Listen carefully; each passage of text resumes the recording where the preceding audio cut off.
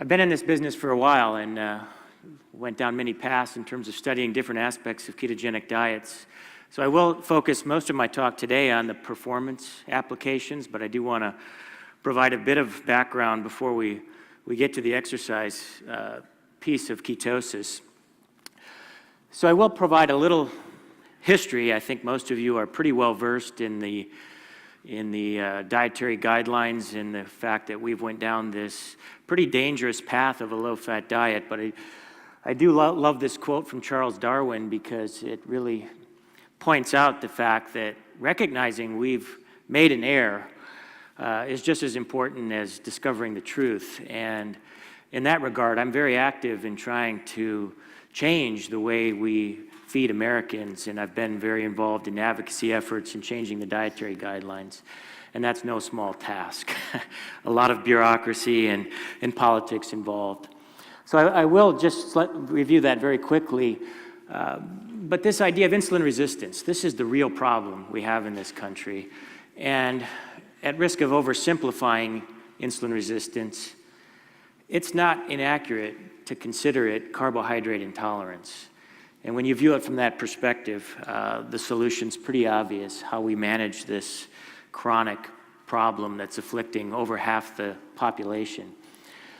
And that it's really overconsumption of carbohydrate that is the primary driver, not just a mediator, but in fact the driver of the vast majority of chronic disease in this country.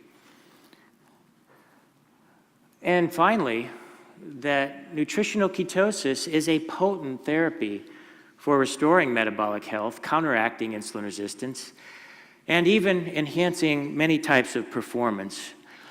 So again, real quick here, because you guys are way smarter than the average person, but you've heard about this history. Gary Taubes dissected this to death, but it's worth pointing out for those that may not be familiar, this goes back to the 60s. Ancel Keys and his ideas that dietary fat and dietary saturated fat in particular drove up cholesterol levels and increased risk of heart disease was really the basis for this path we went down on low-fat diets. And that resulted in the first dietary guidelines in 1980. And it's been the cornerstone of the guidelines all the way up to today. The last guidelines published in 2015 still promote the idea that low-fat diets are healthy and that fat is the villain and the problem behind all our obesity, diabetes, heart disease in this country and this planet. And this was highly reinforced by many other events going on throughout the 90s and 2000 and to this day. We have the emergence of the megastatin trials, which really, what was used as reinforcement for the idea that blood cholesterol is a risk factor for heart disease, and lowering it would improve risk of morbidity, mortality.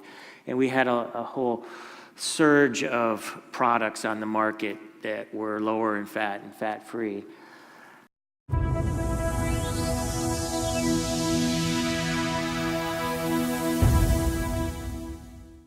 Hi everybody, my name is Karen and I'm a sugar addict. And I know that may sound strange to many of you, but I'm going to take you through the journey of my life and explain to you exactly how I came to that conclusion. So, as all stories start, they start in childhood, and I'm going to just talk you through my family and how I grew up and just give you a little bit of insight into my life.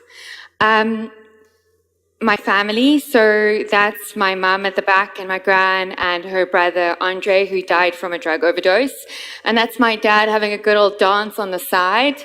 And as some of you may identify, my grandfather was Professor Christian Barnard, and he did the first heart transplant in Cape Town, South Africa. And I say that because it kind of gives me some validity. It's like an instant resume, you know, her grandfather was Chris Barnard. So from a very early age, my standard of beauty, I mean, there he is with Sophia Loren and Princess Grace, my standard of beauty was set to a very high level. And I started noticing that what you look like is way more important to being clever or being a great person. So I started making my dream to be really beautiful and to get external affirmation to make me feel good inside. My mum, she wrote a book as well called Fat Fame and Life with Father, where she talks about the successes and losses that befell the Barnard family and the heartless intrusion into privacy that were the flip side of fame, about bereavement and true friendship and the sustaining power of family. And that pretty much sums up how I grew up. So from the age of, I can remember, about 4, when my uncle died, there was a massive trauma in my life. And I often, because we have an addiction treatment center, trauma plays such a massive role in addiction starting to manifest in a person's life. And when my uncle died, my 2 primary caregivers, my gran and my mum, they withdrew from my life, and I was left alone, and I didn't know how to deal with anything. And I started looking for external substances to deal with this internal loneliness. And my dad was a pretty stable force in my life, and he worked full time. So he would come home at night with a Coca-Cola and a flake. So a flake is just like a chocolate, right? And when he arrived home, I would feel safe and secure and loved. So from a young age, these substances started having so much more meaning than just food to me. So sugar equaled love and affection. And I opened Coca-Cola and I opened happiness. And that's their marketing logo, right? And I opened love and comfort and joy and security and safety. So my drugs of choice from the age of 2 until 14, when I moved on to bigger and better things, was a Coca-Cola and a flake. And it comforted me. It really, really did.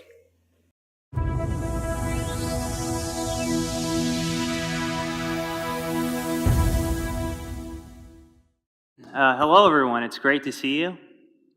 Super excited to be here today in San Diego.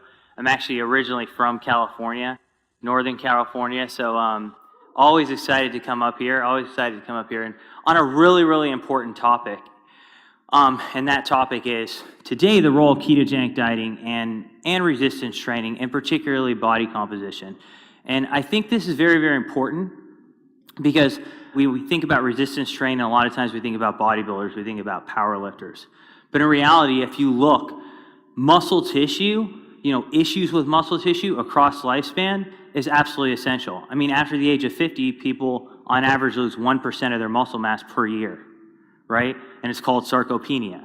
And in fact, we have sarcopenic obesity, where people are losing muscle and gaining fat at the same time, right? When you have diseases like cancer, you have cachexia, and people are wasting muscle at a very high rate. And so protecting skeletal muscle at all costs is very, very important, right? And so that's the talk. And I have myself and also Ryan Lowry on this presentation. We do everything together. So one of the things about me, my dad always taught me, I've been into science since I was a little kid. And my dad got me my first lab coat chemistry set when I was 5.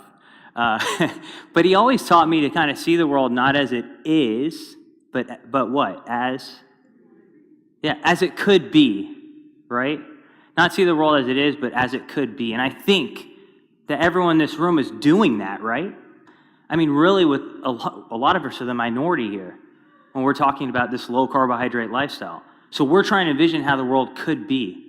So how do I envision the world? Well, if you guys kind of follow some of the work that I do, I like food a lot, right?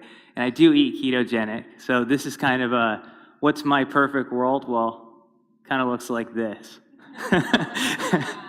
So this is, I like to cook a lot. If you look on my social media and stuff, I put recipes up all the time. So here's a double cheeseburger, totally keto. And this is pizza. This is cauliflower pizza. Who's had that before? Unreal, right?